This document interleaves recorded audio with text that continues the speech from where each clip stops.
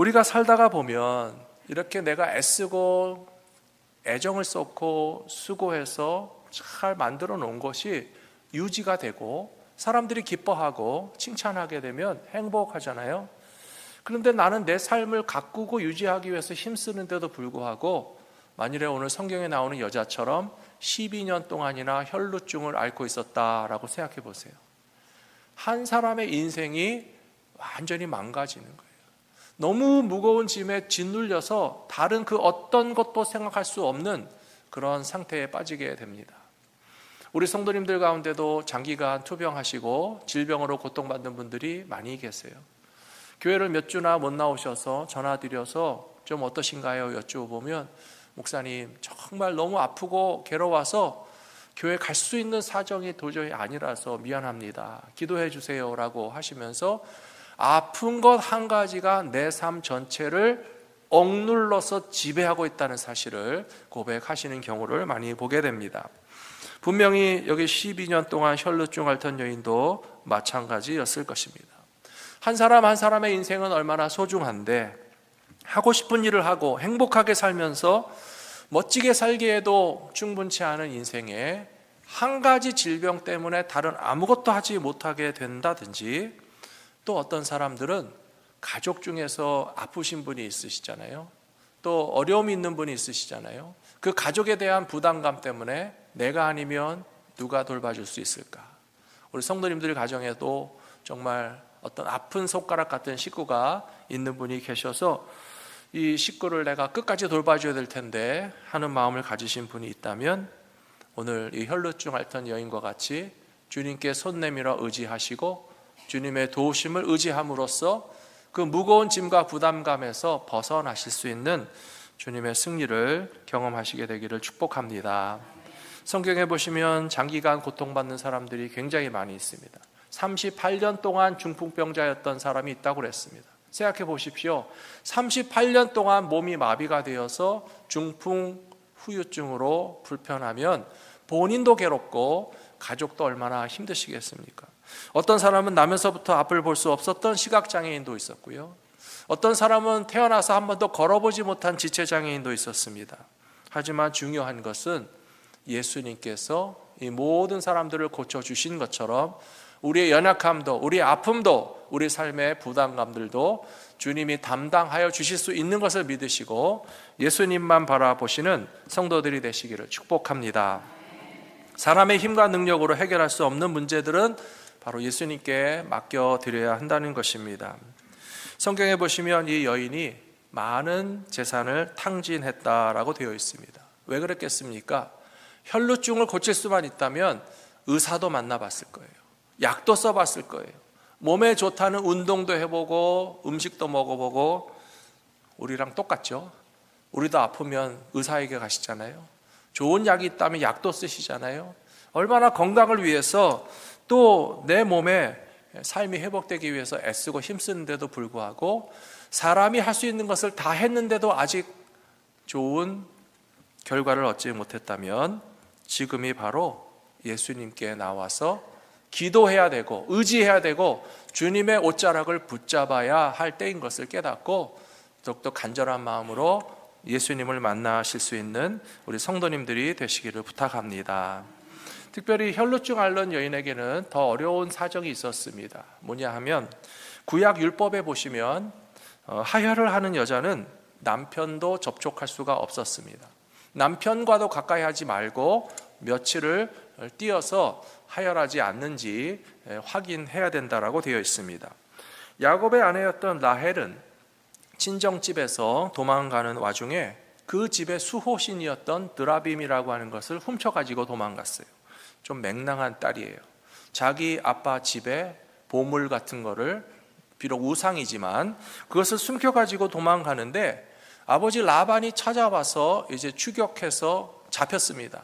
그리고 불법으로 가져가는 것은 다 내놔라 라고 조사하고 있는데요, 이 라헬이 그 드라빔을 깔고 앉았어요. 그리고 하는 말이 아버지 저 생리 중이라서 가까이 오지 마십시오. 그랬더니 어떻게 할 수가 없잖아요. 아버지라도 딸을 건드리지 못하고 그 드라빔을 훔쳐가는 것을 뺏길 수밖에 없었거든요. 그러니 이 혈루증 앓던 여인이 감히 예수님에게 자기를 드러낼 수 있겠습니까? 예수님을 정말 붙잡고 고쳐달라고 애원할 수 있겠습니까? 많은 사람 앞에서 나 이런 병을 가진 사람이라고 얘기할 수 있겠습니까? 말 못하는 사정이 더 괴롭다는 사실을 여러분도 아실 거 아니에요. 성경에 보시면 예수님께 마음껏 와서 부르짖는 사람들도 있었습니다. 회당장 야이로는 내 딸이 죽어갑니다. 예수님, 내 딸을 살려주십시오. 무릎을 꿇고 부탁할 수 있었고요. 또 여리고성의 두 시각장애인은 앞을 보지 못하지만 예수님께서 들어오신다는 소식을 듣고 큰 소리로 실컷 부르짖었습니다. 다윗의 자손 예수여, 다윗의 자손 예수여, 나를 불쌍히 여기소서라고 외치면서 예수님께 부탁할 수 있었지만 이 여자는요, 말도 할 수가 없었어요. 자기 사정을 드러낼 수 없었어요. 그럼에도 불구하고 은밀하게 스치듯이 주님의 손을, 주님의 옷자락을 붙잡을 때에 예수님께서 은혜를 베풀어 주신 것처럼 오늘 이 시간에도 말할 수 없는 사정과 형편을 가지신 하나님의 백성들이 주님께 손 내밀면 주님이 응답하여 주실 거라고 믿습니다. 베드로전서 5장 7절에 보시면 너희 염려를 주께 맡기라, 이는 그가 너희를 돌보심이라 라고 하는 말씀이 있습니다. 오늘 교회 오시면서도 염려하시는 거 다 하나씩 있으시죠? 없으시군요. 다행입니다. 혹시 가스불은 끄고 왔나? 오늘 저녁은 뭘 먹나? 이번 달 페이먼트를 다 했나? 말일인데 뭐 그런저런 걱정과 근심이 있으시다면 베드로 사도의 말과 같이 너희 염려를 다 주께 맡기라, 이는 그가 너희를 돌보심이라 하는 말씀의 의미를 깊이 묵상해 보셔야 됩니다. 저는 이 말씀을 영어 성경으로 읽는 것을 좋아합니다. 어떤 때는 영어로 읽으면 그 느낌이 더 풍성하게 느껴지는 때가 있어요. 영어 성경에 보시면 이 본문이 Cast all your anxiety on him 그렇게 되어 있습니다. 너의 모든 애태우고 마음 졸이고 근심하고 어쩔 줄 몰라 하는 것을 cast, 주님께 탁 던져놓으라는 말이에요. 여러분들이 anxiety attack이라는 말을 들어보셨을 텐데요, 갑자기 뭔가 두렵고 근심되는 일이 생기면 막 심장이 벌렁벌렁하고요, 숨을 못 쉴 것 같고요, 막 쓰러질 것 같고요, 저 죽을 것만 같은데 확인해 보면 아픈 데가 하나도 없어요. 그럼 의사들이 뭐라 그래요? 스트레스를 너무 많이 받아서 anxiety attack이 온 것 같으니까 심호흡을 하시고 마음을 좀 편하게 먹고 걱정하는 것에 너무 몰두하지 마시라고 이렇게 달래주게 되잖아요. 영어 성경을 읽어보니까 그렇게 돼 있더라고요. Cast all your anxiety on him, 주님께 맡기라라고 하는 표현이 cast라는 말은 던진다는 거예요. 여러분 낚시해 보신 분들 낚싯대를 탁 하는 거 뭐라 그래요? 낚시 안 해보셨군요. 낚싯대를 이렇게 탁 던지는 거를 캐스트 한다고 그래요. 그래서 낚싯대를 탁 던져갖고 그게 쫙 날아가게 만드는 것을 캐스팅 한다고 하는데요, 영어 성경에 그렇게 돼 있잖아요. 예수님께서 말씀하십니다. 왜 그렇게 근심을 붙잡고 있냐? 왜 그렇게 감당하지 못하는 염려를 쥐고 있느냐? 그것을 아무리 내가 힘써서 붙잡고 들고 있어봤자 감당하지 못하는 염려가 있다면 예수님 앞에 내려놓으시는 주님의 백성들이 되시기를 축복합니다. 왜 그렇게 해야 됩니까? 영어 성경에 보시면 Because He cares for you, 주님이 너희를 돌보시는데, 예수님이 너를 케어하시는데, 예수님이 너에게 관심이 있고 신경을 쓰시고 옆에서 도와주시기 원하시는데 왜 그렇게 내 염려를 내 가지고 힘들어 가지고 지쳐 있을 필요가 없다는 거예요. 그러므로 지난주에는 우리가 뭐 연습했죠? 주님 나와 함께 계시네 했어요. 기억나신다고 그랬잖아요. 네, 오늘은 뭐 할 건가 하면 주님이 나를 돌보십니다. 따라해 보세요. 나의 염려를 주님께 맡깁니다. 조금 더 크게 하실 수 있죠. 한 번 더 하겠습니다. 주님이 나를 돌보십니다. 나의 염려를 주께 맡깁니다. 아멘. 믿으십니까? 주님이 나를 돌보십니다. 나의 염려를 주님께 맡기시기 바랍니다. 일주일 동안 무슨 일을 만나도 이거를 고백해 보세요. 누가 나보고 뭐라 그래도 속으로 뭐라고 하셔야 돼요? 그렇죠. 주님이 나를 돌보십니다. 그 다음에 염려 걱정이 생겨나면 여러분 어떻게 하셔야 돼요? 이 앞에 있는 분들이 잘 하시는 것 같아요. 자, 뒤에 계신 분들도 이번 주 살다가 어렵고 힘든 일을 만나면 당당하게 뭐라고 고백하셔야 돼요? 그리고 염려, 근심, 걱정이 생겨나면 어떻게 하셔야 돼요? 여전히 앞에 계신 분들의 목소리가 크지만 주님이 나를 돌보시고 나의 염려를 주님께 맡기고 승리하는 삶을 사시다가 다음 주일에도 더 기쁘게 다시 만나기를 소원합니다. 두 번째로, 주님은 우리의 연약한 믿음에도 응답하시고 칭찬해 주시는 주님이십니다. 이 여인은 당당하게 주님을 불러 세울 수가 없어서 옷자락만 스치듯이 만졌다고 되어 있어요. 그 정도의 믿음에도 주님이 알아차리시고 역사하신다는 것이 참 놀라운 것 같아요. 우리들도 신앙생활 하다 보면 지난 수요일 날에도 기도에 관한 질문을 많이 듣고 대답을 했었는데요. 기도를 열심히 해야지 들어주십니까? 틀린 말은 아니지만 그러나 거꾸로는 생각하시면 안 돼요. 내가 기도를 열심히 안 해서 응답해 주지 않으시는가 보다라고 생각하시는 것은 저는 틀렸다고 생각해요. 심지어 어떤 분들은 그런 말씀하신다고 그래요. 기도의 분량을 채워야 들어주신다. 그럼 기도를 얼마나 채워야 하나님 들어주시는 건데요? 뭐 40일 금식을 하고 일주일날 철야를 하고 뭐 그렇게 기도의 분량을 막 물탱크 채우듯이 채워야 응답해 주시는 하나님이십니까? 저는 그렇지 않다고 생각해요. 기다리라 라고 하셨는데 기다리며 기도하면 때가 되면 응답해 주신다고 저는 믿습니다. 오늘 이 혈루증 여인도요, 대단한 믿음이라고 볼 수는 없어요. 하지만 작은 믿음 가지고 주님의 옷자락이라도 만지면 나를 고쳐주시겠지 라고 하는 믿음 가지고 손 내밀어서 주님을 만지었습니다. 사랑하는 성도 여러분, 큰 소리로 기도할 수 없다고 해서 기도 못 하시는 거 아니에요. 새벽 기도를 하다 보면 어떤 분들은 큰 소리로 기도하시는 분도 있어요. 어떤 분들은 조용히 기도하시는 분도 있어요. 어떤 분들은 거의 소리도 내지 않고 기도하시는 분들도 있는데 요즘에는 그런 분들이 많지 않으신 것 같아요. 저희 교회는요, 열심히 기도하시는 모든 기도의 방법을 다 허용합니다. 심지어 개인 기도 시간에 방언 기도하셔도 괜찮아요. 소리 내며 기도하셔도 괜찮아요. 소리 안 내고 기도하셔도 상관없어요. 짧게 기도하셔도 괜찮아요. 하루 종일 기도하셔도 괜찮아요. 얼마든지 기도하는 우리 갈보리 믿음교회는 만민이 기도하는 집이다라고 하는 말씀 그대로 기도에 힘쓰기를 원합니다. 전에 새벽 기도회 할 때 유난히 목소리가 큰 권사님이 한 분 계셨어요. 새벽 기도회 끝나고 개인 기도할 때 그 권사님은 저 뒤에서 기도하시고 저는 앞에서 기도하고 있는데요, 이상하게 다 들려요. 아버지 하나님 주여, 우리 아들을 위해서 어떻게 해주시고 우리 딸을 위해서 뭘 해주시고 집에 있는 기도 제목을 다 열심히 기도하시니까 저 뒤에서 혼자 기도하시는데도 맨 앞에 있는 제 귀에도 다 들려서 기도하다 말고, 아, 저 권사님이 저런 기도 제목이 있으시구나, 그 기도를 들어주셔야 될 텐데 저도 같이 기도하고 저도 같이 중보하며 기도하던 때가 있었어요. 얼마가 지난 다음에 그 권사님과 이제 신앙 상담을 하고 대화를 나누다가 권사님, 그 아드님을 위한 기도는 응답 받으셨나요? 제가 여쭤봤더니 목사님 어떻게 하셨어요? 온 예배당이 쩌렁쩌렁 떠나가게 큰 소리로 기도하시니까 제가 다 기도하시는 거 소리 듣고 알았죠. 그렇게 큰 소리로 기도할 수 있으면 얼마나 좋습니까? 사랑하는 성도 여러분, 아무도 말리는 사람 없습니다. 예배당에 와서 실컷 소리내어 기도하시게 되기를 부탁합니다. 그럼 소리를 못 내면 기도를 응답하지 않으시나요? 그렇지 않다니까요. 이 여자는 나설 수가 없어요. 예수님의 몸을 탁 잡아 세울 수도 없어요.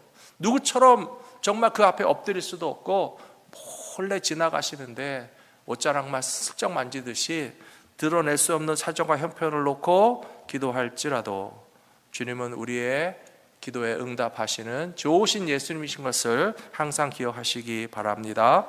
마태복음 17장 20절 말씀 같이 한번 읽어보실까요? 이르시되 너희 믿음이 적은 까닭이니라. 진실로 너희에게 이르노니 만일 너희에게 믿음이 겨자씨 하나일 만큼만 있어도 이 산을 명하여 여기서 저기로 옮겨지라 하면 옮겨질 것이요 또 너희가 못할 것이 없으리라. 아멘. 이 말씀을 잘 해석해야 되는데요, 예수님이 믿음이 작은 것을 책망하고 계신다라고 생각하지 않습니다. 믿음이 얼마나 크고 작은 것을 평가한다는 것은 사실은 우리가 할 수 있는 것은 아닌데요. 이 마태복음 17장 20절을 보면서 우리가 예수님의 말씀 가운데 깨달아야 될 것은 믿음이 있고 없고의 차이예요. 여러분, 아무리 작은 것이 있어도요, 작은 것이 있는 것과 없는 것은 천지 차이죠. 그렇지 않습니까? 믿음이 작다고 해서 책망받은 것이 아니라 이 마태복음 17장 20절 말씀은 너희 믿음이 겨자씨만큼만 있어도, 여러분 겨자씨가 큰가요 작은가요? 어떻게 아세요? 보셨나 보죠? 겨자씨가 작아요. 깨알보다 작아요. 이 깨알보다 작은 씨만한 믿음만 있어도 이 산더러 저기로 옮겨지라 하면 주님이 응답하셔서 역사하신다고 했기 때문에 내 믿음 작다고 부끄러워하지 마시고 실망하지 마시고 포기하지 마시고 적은 믿음에도 응답하시는 주님을 만나시게 되기를 축복합니다. 마태복음 14장 28절에 보시면 이번에는 베드로가 물 위를 걷는 장면이 나옵니다. 이 장면은 참 놀라운 장면이에요. 베드로가 대답하여 이르되 주여 만일 주님이시거든 나를 명하사 물 위로 오라 하소서 하니 오라 하시니 베드로가 배에서 내려 물 위로 걸어서 예수께로 가되 바람을 보고 무서워 빠져가는지라 소리질러 이르되 주여 나를 구원하소서 하니, 이 말씀을 보면서요 전 베드로는 대단한 믿음의 사람이라고 생각합니다. 근데 아쉬운 것은 이 큰 믿음이 5초짜리 믿음이라는 거예요. 한 5초, 10초 몇 걸음을 걷다가 파도를 보고 물결을 보면서 근심과 걱정에 탁 꽂히니까 그 순간에 물에 푹 빠졌잖아요. 그렇다고 해서 우리가 베드로를 무시할 수 있겠어요? 배에 탄 모든 제자들 중에 단 한 사람도 베드로만큼의 믿음을 가지고 물 위를 걸어간 사람 없어요.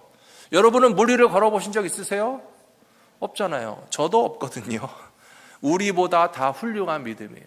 근데 안타깝지만 한 5초, 10초짜리 믿음이었어도 그래도 적은 믿음에 주님의 역사하심은 크다라고 하는 것을 말씀드리고 싶은 거예요. 내 믿음 약해도 나의 믿음과 기도를 들으시고 응답해 주시는 주님을 더욱더 가까이 하시게 되기를 축복합니다. 세 번째로 예수님은 옷자락 끝에서도 넘치는 사랑과 은혜를 베풀어 주시는 메시아이십니다. 누가복음 8장 47절 오늘 본문 말씀해 보시면 여자가 스스로 숨기지 못할 줄 알고 떨며 나와 엎드려 그 손댄 이유와 곧 나은 것을 모든 사람 앞에서 말하니 예수께서 이르시되 딸아 내 믿음이 너를 구원하였으니 평안히 가라 하시더라. 여자가 결국은 자기의 모든 것을 밝혔어요. 참 부끄러운 일입니다. 하지만 부끄러워할 필요가 없어요. 왜 그럴까요? 47절에 보시면 나았기 때문에 그래요. 고침받았기 때문에 그래요. 과거의 혈루증 환자지 지금은 더 이상 아니에요. 과거에는 죄인이었지만 예수 만나면 더 이상 죄인이 아닌 줄로 믿으시기 바랍니다.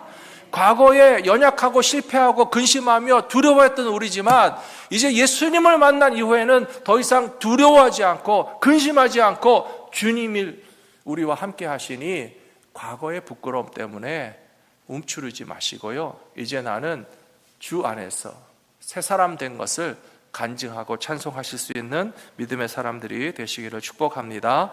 예수님이 굳이 여자를 불러 세우신 거예요. 그렇게 해주시려고.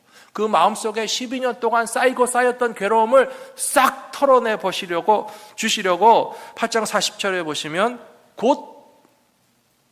성경에 나와야 됩니다. 곧 나은 것을 모든 사람 앞에서 말했다. 예수님을 만지는 그 즉시로 곧 나은 것을 모든 사람 앞에서 간증했고요. 48절에 주님이 칭찬해 주시는 거예요. 예수께서 이르시되 딸아 내 믿음이 너를 구원하였으니 평안히 가라. 사랑하는 성도 여러분, 예수님은 병을 고치시는 분이지 병에 걸리시는 분이 아니에요. 놀랍지 않습니까? 예수님은요 배고프신 적은 있지만 병에 걸리셨다는 말은 없어요. 예수님은 피곤하셨다는 말은 있지만 병에 걸리셨다는 말은 없어요. 예수님은 목마르고 고통을 느끼시는 우리와 똑같은 육체는 가지고 계셨지만 예수님이 무슨 질병 때문에 고통을 받으셨던 내용이 없다는 것이 오늘 새삼스럽게 느껴졌어요. 분명히 구약의 율법에서는 혈루증 혹은 생리 중인 여자는 남편이든 아버지든 어떤 남자든 접근도 하지 말고 접촉도 하지 말라고 그랬잖아요. 그러면 지금 이 여자는 예수님 만났는데 율법 따지는 사람들은요 뭐라 그러는지 아세요? 그거 안 되겠구만. 예수님도 혈루증 앓던 여자가 만졌으니까 그 여자도 잘못했고 예수님도 오염됐고 율법으로 법법 따지는 사람들은 분명히 뭐라 그럴 거예요. 근데 예수님은 보십시오, 오염되지 않는 주님이세요. 문둥병 환자를 고치실 때 말씀으로도 고치시는 예수님이었지만 예수님께서 어떻게 고치셨어요? 문둥병 환자의 몸에 손을 대시고 고치셨어요. 그러면 율법 따지는 사람들은 분명히 예수님도 문둥병 환자 손 댔으니까 격리, 법을 어겼으니까 율법으로 문제다라고 그렇게 공격했을 텐데요. 여러분 분명히 아십시오. 예수님이 제일 미워하는 사람이 법법 따지는 사람들, 율법 따지는 사람들을 예수님이 쫙 스캔해서 보시면요, 자기네는 더 많이 죄를 졌어요. 다른 사람의 잘못은 굳이 집어내서 그거를 가지고 혈루증 여자가 만졌으니 예수님 오염됐고, 문둥병 환자를 만졌으면 예수님도 오염됐고, 안식일에 뭘 먹으면 안 되는데 비벼서 먹었으니까 잘못됐고 따지는 사람들이요, 사실은 자기는 법을 어긴 것이 셀 수 없이 많은 사람들. 가늠하다가 현장에서 잡힌 여인이 끌려왔죠. 돌로 쳐서 죽이자고 그랬어요. 그 돌을 들고 가늠하다 현장에서 잡힌 여인을 죽이려고 했던 사람들이 예수님의 눈에 보기에는 다 보이시죠? 어떤 사람들이에요? 자기도 다 율법을 어긴 게 많은 사람들인데 자신의 죄는 숨겨놓고 축소하고 내 눈에 들어있는 들보는 보지 못하고 남의 눈에 있는 티는 보면서 돌로 쳐서 죽이자고 하던 사람들이 예수님이 땅에 글씨를 쓰시자 다 물러갔어요. 사랑하는 성도 여러분, 주님의 은혜의 소중함을 깊이 깨닫고 말로 할 수 없이 큰 은혜 받은 우리들도 주님의 자비하심을 베풀며 살아가시는 믿음의 사람들이 되시기를 축복합니다. 따라 내 믿음이 너를 구원하였으니 평안히 가라. 이 말씀 속에는 너는 소중한 사람이다. 너는 사랑받기 위해 태어난 사람이다. 너는 질병에 짓눌려서 살아야 할 존재가 아니고 주님이 돌보시고 보호하시고 고치시며 은혜로 채워주시는 소중한 인생이다라고 말씀해 주신 것을 기억하시면서, 주님이 어디 계시다고요? 주님이 어디 계시다고요? 주님 나와 함께 계시네. 찬양 가사를 생각하시면 되는데요, 주님 나와 함께 계시면 어떻게 해야 되겠습니까? 오늘 본문 말씀은 손 내밀어 주를 만지시라는 거예요. 손 내밀어 주를 만져라. 주 지나신다. 너의 애타는 외침을 주 들으시리. 주님 너의 모든 것을 채워주시리. 손 내밀어 주를 만져라. 주 지나신다. 손 내밀어 주를 만져라. 주 지나신다. 너의 애타는 외침을 주 들으시리. 주님 너의 모든 것을 채워주시리. 손 내밀어 주를 만져라. 주 지나신다.